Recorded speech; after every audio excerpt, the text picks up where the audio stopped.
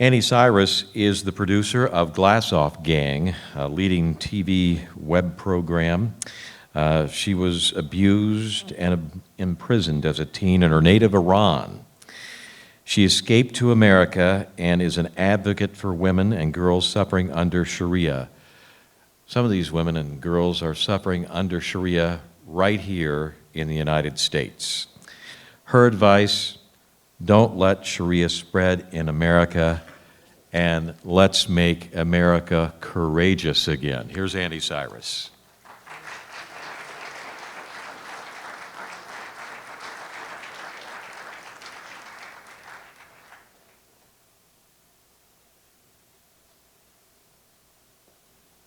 Hi. As it was mentioned, as you can see, my name is Anni Cyrus, and I was born in Iran. You might know it as Iran. Quick raise of hand, how many of you are familiar with the history of Iran? Okay, we're gonna go over it quickly. Iran, until 1979, was not capital N-O-T Islamic. It was a very westernized country. It was ran by Reza Shah Pahlavi and his queen. Reza Pahlavi was known to be the closest ally to America in Middle East. Also, Iran in general was known as mini America in Middle East. He made sure to have all the Western culture brought to the country, Western education at schools and universities. He was very picky to have equal rights for man and woman. What you're looking at right now is a cover of a magazine named Woman of the Day.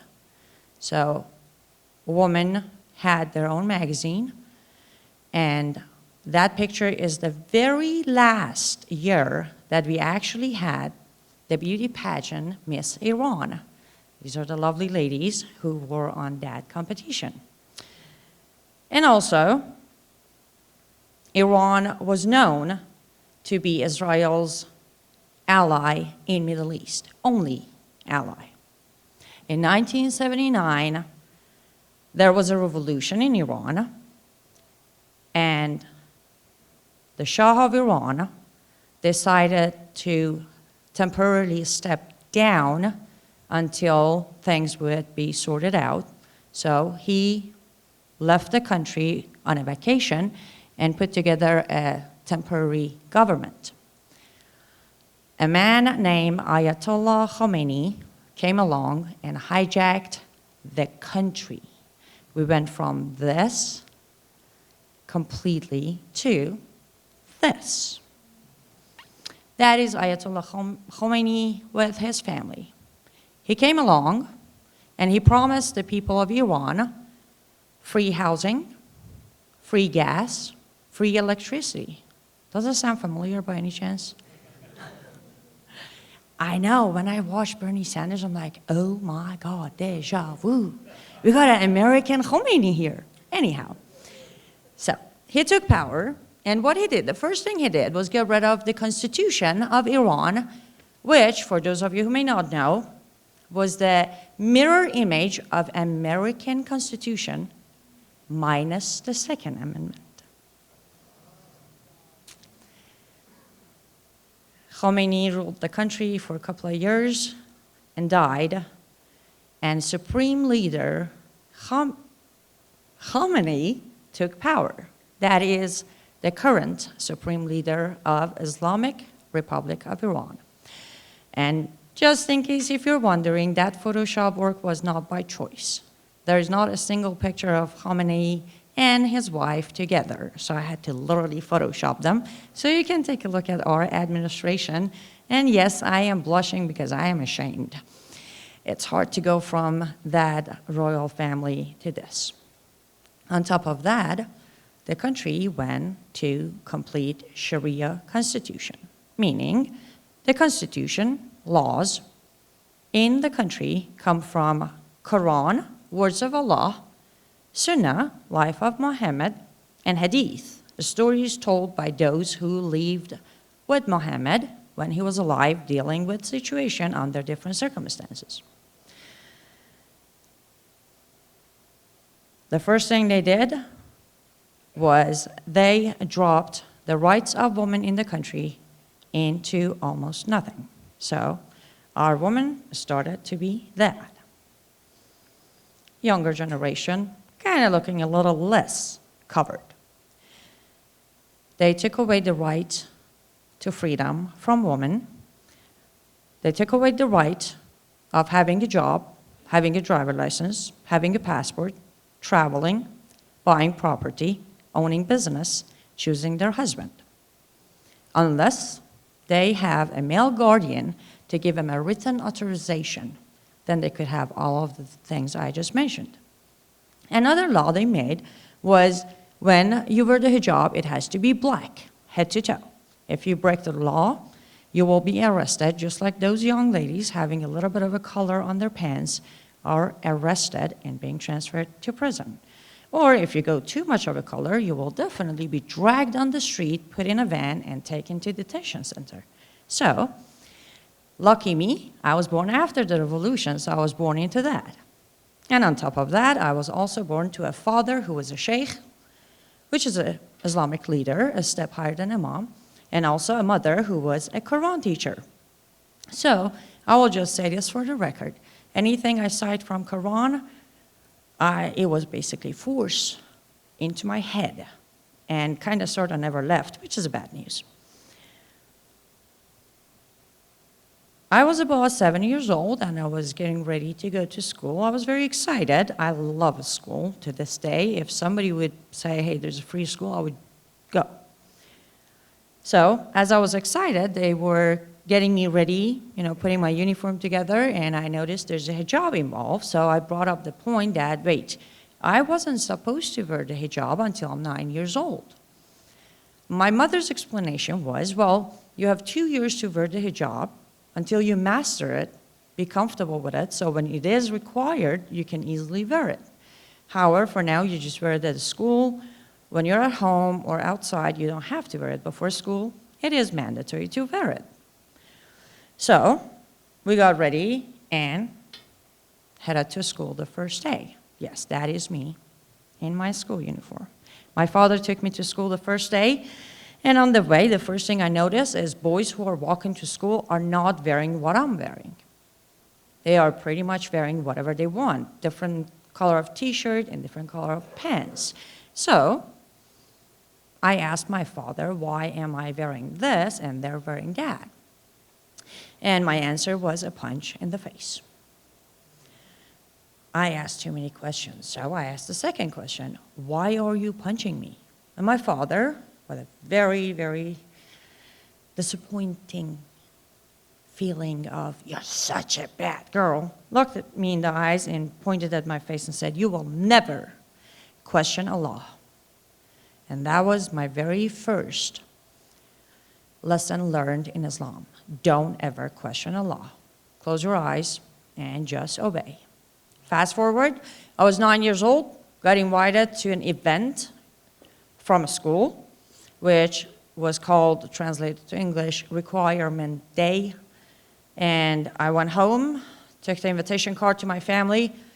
They were very happy, they were very excited, and they started to prepping me for the event. The first step was I had to memorize and master my prayer, which is 5 times a day. I was raised a Shia Muslim, 5 times a day prayer. And I got my very first red flag about Allah on that very day, because I was told I have to learn the prayer in Arabic. So I'm standing there, 9 years old, I'm like, wait a minute, you told me Allah created me and you and everybody else, and this whole beautiful planet belongs to Allah, but He can be bilingual, so I have to be bilingual? Okay, I'll take the credit. So mastered the prayer, mastered call to prayer, and then after that, I mean, ladies in this room, you get what I'm saying. You're 9 years old. What am I going to wear? They brought out what I was going to wear. And this is me with my father ready to go to that event. Yes. A full burqa covering my entire body. It was all the way down to my ankle. And, well, it was white, and there were some flowers involved, so I guess that counts. We got ready, and we went to the ceremony. It was supposed to be a ceremony. We got there, and the room is filled with 9-year-old girls. Some of them, obviously, I know because they're from my school. Some of them, I have no idea who they are. So we went ahead, and they basically lined up all the parents against the wall in the middle of the room. We all sat down. A mom came up and started preaching, citing Quran and praising Muhammad and how Islam is this and that and the whole 9 yards. And then when he was done with all of that, he went on and said, all of you girls in this room, starting now, under Sharia, are officially a full adult woman. He went on to saying, you are responsible for your actions. You will face consequences. You will obey Sharia, you will follow Muhammad, and you will die, and if needed, kill in the name of Allah. At that moment, I went from the girl that was worried about what am I going to wear to, oh my goodness, I am a woman. Added bonus, if your male guardian decides it's time for you to get married, you will do so. Then he asked us to get up and repeat after him. He said the Shahada, which is when you say the Shahada, you will fully convert to an adult Muslim. Keep looking at the picture. That day, I was announced a full adult Muslim woman. Did not have a single choice on any of those words that I just used. I was just named. To make sure I understand the seriousness of the matter, they actually handed every single one of us an actual certification that says on this date, this person is officially an adult woman. I don't know if you can see it or not. On the certification, actually, there's a little girl with a black hijab doing the prayer.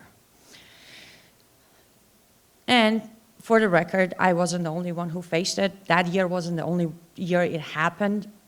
Every single year in Iran and Pakistan and Afghanistan, parts of India, generally Islamic countries, this day happens to every single 9-year-old girl.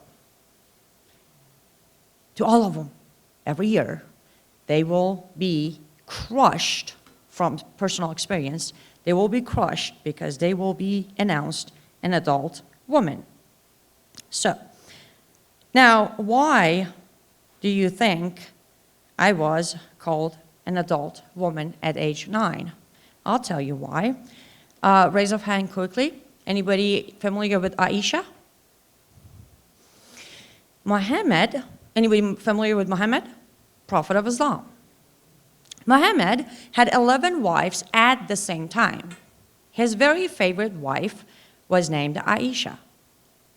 Aisha was 6 years old when Muhammad married her, and she was 9 years old when he consummated the marriage. Therefore, I was called a woman at age 9, thanks to Muhammad. Anyways, being an adult woman, responsible for my own actions, facing consequences, I managed to get myself arrested over 12 times, lashed over 100 times, raped over I don't know how many times, by the time I was getting close to my 14 years old teenager. Crimes I committed were things that every single normal teenager does. I had nail polish on. I went to a party when boys and girls were dancing and singing. I accidentally showed hijab from back of my hair.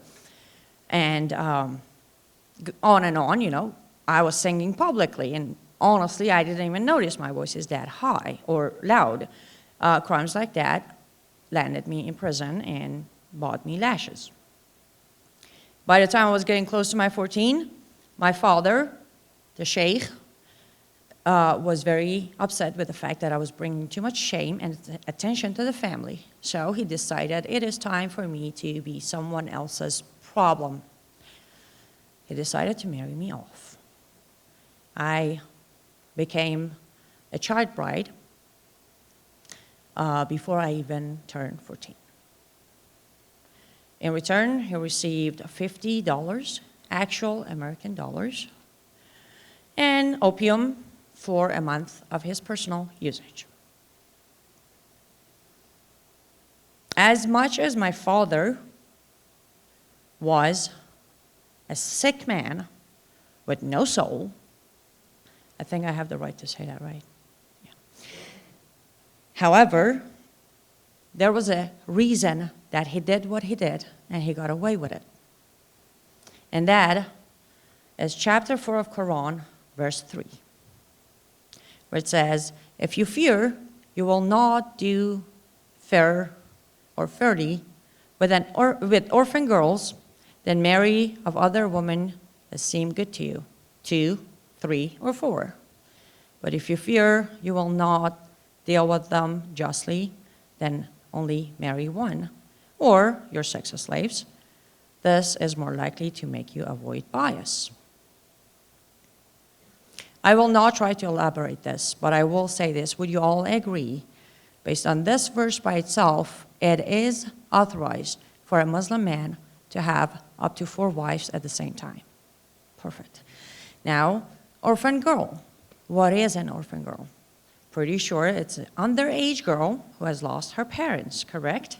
So right there, established, underage girl, marrying an underage girl, it's all right.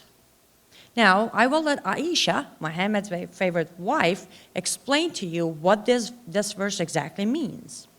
If you read Sahih al-Bukhari, which is a hadith book, volume 7, book of marriage, which is book 62, second hadith, Yursa, Aisha's nephew, goes to Aisha and say, Aisha, what does Allah mean by chapter 4, verse 3? Aisha says, oh, my nephew, this verse has been revealed in connection with an orphan girl under the guardianship of her guardian who might be attracted by her wealth or beauty and intend to marry her. With a mehr is a marriage money in Islam. You pay and buy your wife. With a mehr less than what other women of her standard deserve. So they, such guardians, have been forbidden to marry them unless they do justice to them and give them their full marriage money, and they are ordered to marry other women instead of them. I will quickly make this a little simple. An orphan girl under a guardianship of a guardian, the guardian is attracted to her by her beauty or wealth right there and then. Oh my God. However, because it's Islam, he decides to marry her. If he is not willing to give her equal money as other women of her standard, he can marry her. But if he's going to pay the same money, he is good to go. To this day, I haven't decided which one makes me more sick. The fact that you can be attracted to a little girl, or the fact that it's just a matter of money. You pay enough, you get the product. Based on that,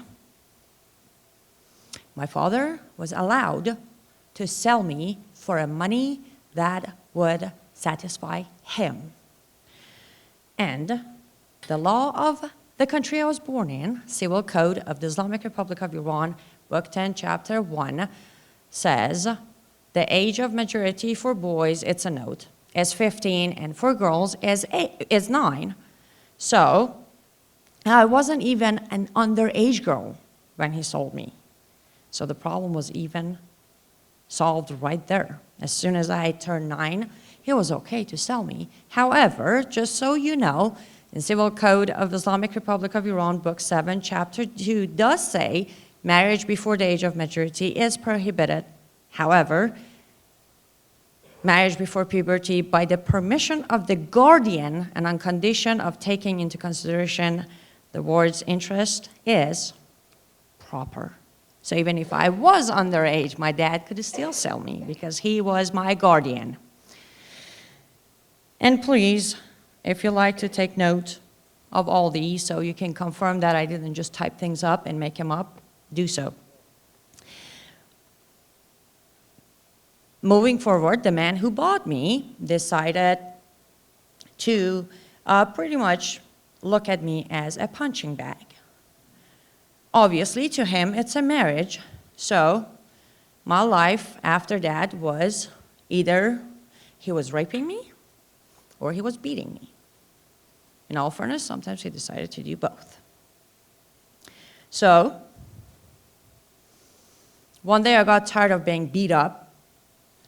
After he was done beating me, I went to the court and tried to get myself a divorce. I walked into a court with a dislocated shoulder, bloody lip, and a bruised face, went to a judge and I said, Your Honor, you have got to save me because this man is going to kill me. He looked up very calmly with a smile and said, well, young lady, maybe you should start obeying your husband so he doesn't have to beat you. Now go home and make him happy. I was 15 by then. Again, it takes a lot of not having any humanity in you to say that to a 15-year-old girl. But why would a judge have the right to say that? Well, let's move on to our next verse in Quran, chapter 4, verse 34, where it says, men are in charge of women, on and on and on, and say, if you think, please pay attention, if you think you don't need to know, she doesn't have to do it, then you act on it. If you think your wife is going to disobey you, first warn her, then separate your bed, then beat her. But if she comes back obeying you, then don't beat her anymore, which automatically means if she's not obeying you, keep on beating her. So based on that verse in Quran, word of Allah, he was allowed to beat me, and that judge couldn't do anything about it. So I was lucky to have a grandmother who was against everything that was going on with me and the country altogether. So rest in peace. She saved me. She managed to get a smuggler to smuggle me out of the country. I was transferred to Turkey, where I went to UN, became a refugee, real refugee. Waited my term, did the paperwork, proper channels, until I was welcomed to America legally with an I-94 visa. And I came, amazingly, I came to America on August 8, 2002, and I landed in Chicago. Yeah, Chicago is home to me. 2010, by 2010, I did everything in my power to learn the culture, learn the language, become as American as I could, respect the law, understand my freedom and my rights. And by 2010, I was eligible, and I decided to take the step and become officially a proud American citizen.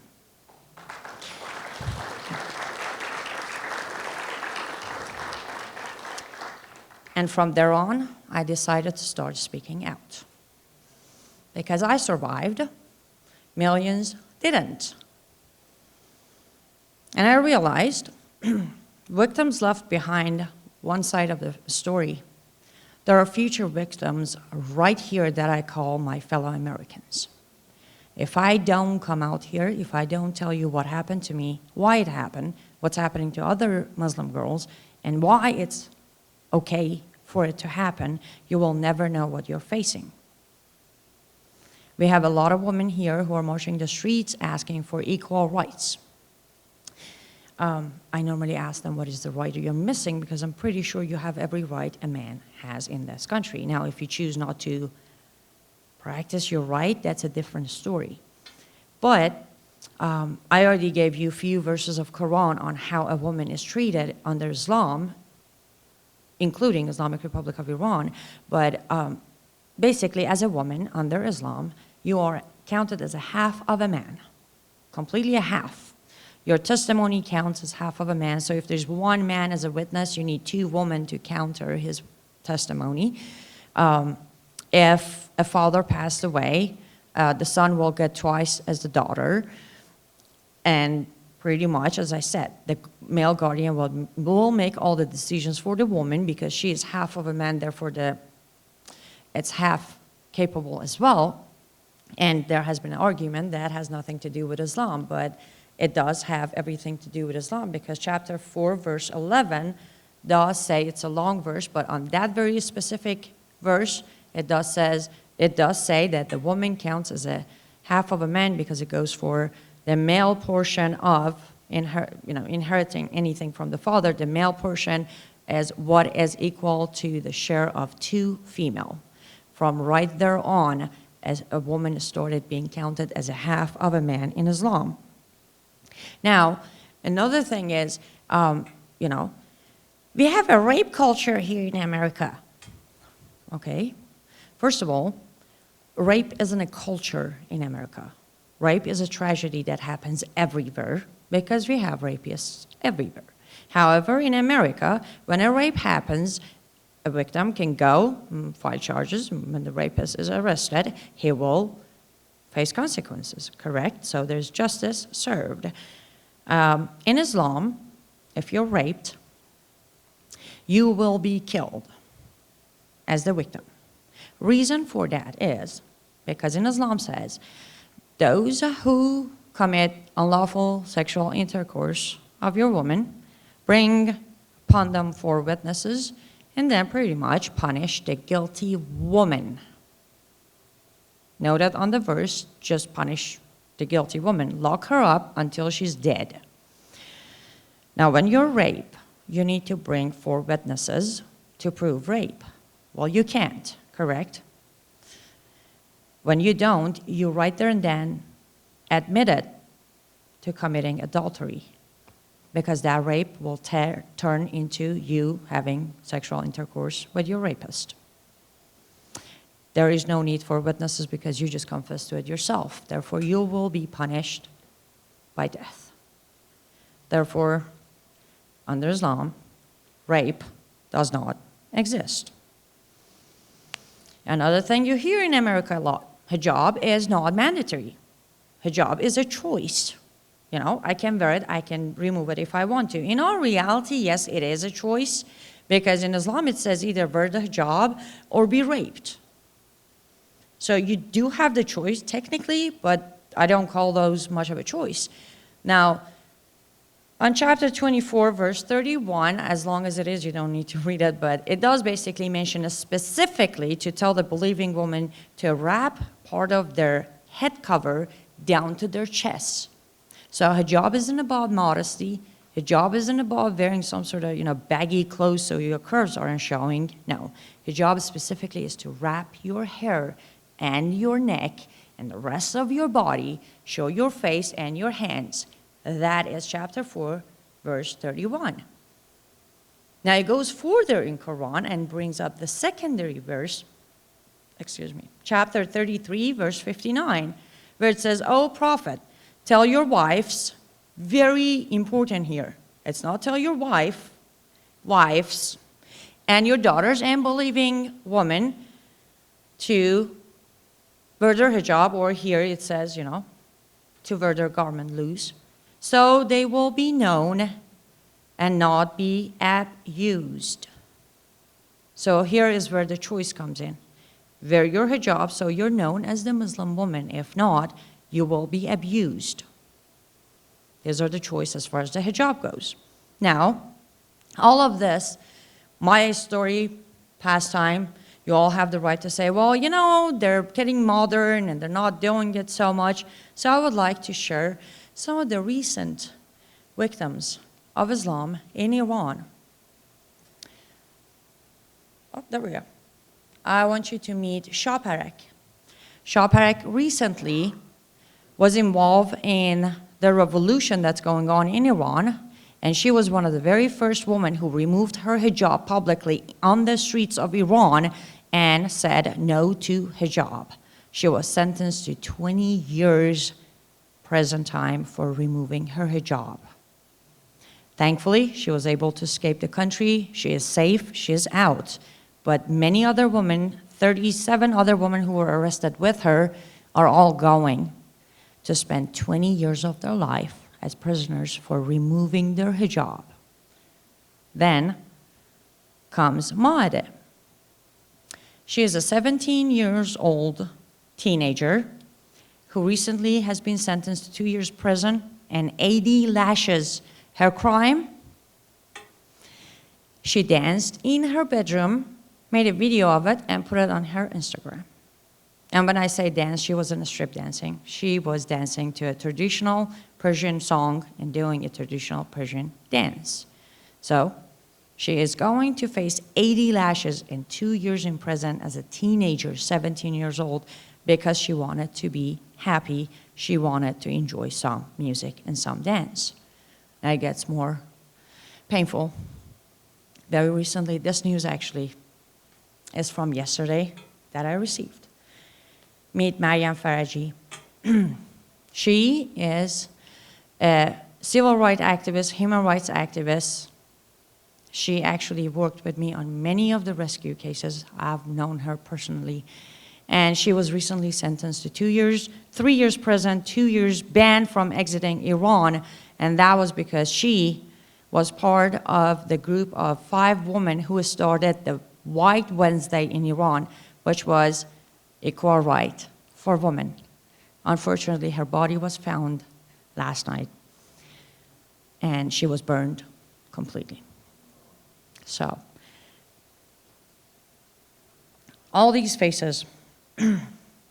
Next person, meet Somaya, 29-year-old mother of 2 daughters, married to an abusive man.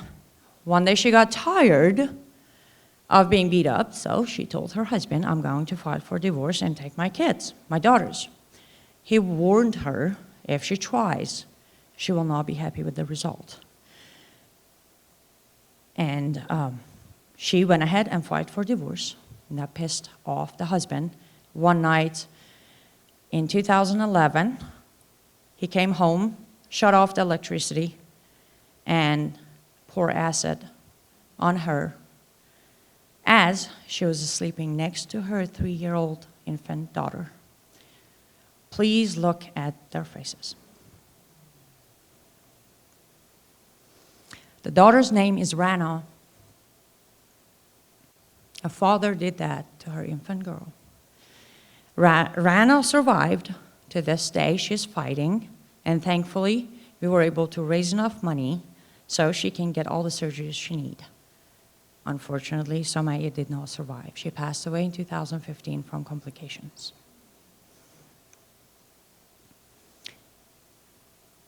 All of this sanctioned by Allah, committed by Muhammad. In Quran, over 91 verses says, Muhammad is a perfect example of a man, and you shall follow his footsteps. Muhammad did all of this. So, Muslim men are allowed to do it. Do I say all of them do them? No, absolutely not. However, what we did here for you is we left a bowl of M&M at the exit door. There's one for everybody. We just mixed about 5 or 6 poisonous ones in there. Go ahead, help yourself when you're leaving this building. Now, everyone I talked about, including myself, suffered in Islamic countries, right? Let's talk about Sharia in America, because a lot of people think Sharia isn't here. Yes, it is. There has been a research, many research, but this one was commissioned by the US Department of Justice. And they find out there are 4 types of honor violence going on in America, including forced marriages, honor-based domestic violence, honor killings, and female genital mutilation. Based on reports, 23 to 27 honor killings are taking place per year in America. Those are only the reported ones. Imagine the number of those that are not reported. Every girl that goes missing never comes back somehow. Oh, she went back to Middle East to meet family, but she decided to not come back ever. Are you familiar with Said sisters? Anyone in this room Said sisters? Raise of hand. Okay, 2 people. So I want you to meet Saeed's sisters. In Texas in 2008, these 2 beautiful sisters were shot by their father because they became too Americanized and they were dating non-Muslim boys. American citizens, therefore, I think it's logical for me to say Sharia applied to an American citizen. We also had, there you go. We also had in 2009, Miss Hassan. She was killed by her husband because she pretty much failed to be an obeying, devoted Muslim woman. There are so many more. If you look up, go to jihadwatch.org, there's a long list of victims of honor killing here in America. Then, female genital mutilation, one of the most horrifying crimes sanctioned under Islam, is now in America, ladies and gentlemen. Take a look. This is Dr. Nagrava. She has been performing female genital mutilation to Muslim girls in, you want to take a guess? Michigan. Some of the girls were brought from Minnesota, cross-border to Michigan, so she could perform female genital mutilation on her. Right here in America, again. There was a study in America in 2013, and again, please keep your eyes on the screen. I know it's hard, but you need to look at these faces. You need to know what is going on in this world by hands of Sharia.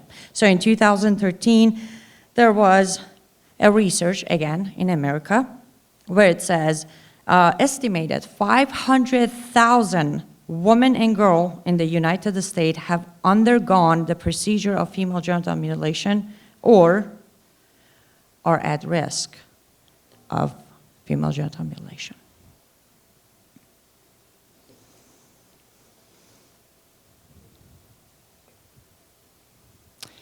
In Islam, a person is a slave. A man is a slave to Allah. A woman is a slave to Allah's slave, which is a man. As a woman, you are nothing but a property. They are here, they are everywhere, and they don't have a choice. Because in Quran, Allah said, until every breathing human is a Mohammedan, being a Muslim, day of peace will not arrive. So, they don't have a choice. They will have to kill or convert every single person. So, good or bad, by choice or not, at the moment, our number 1 enemy is Islam. So I need you to get to know our enemy. I did my best with the time I had to show you parts or face of our enemy. I faced our enemy. I looked it right in the eye, and I survived. I do what I do because 1, there is no way I am going back to that life ever. 2, I was saved by America, and I know many other survivors who were saved by America. So in a way, it's my turn to return the favor. And using my knowledge and life experience, I need to save her. And all I'm asking you is please get behind me, be Americans, and fight for her because she is well worth the fight. With that being said, God bless you and God bless America.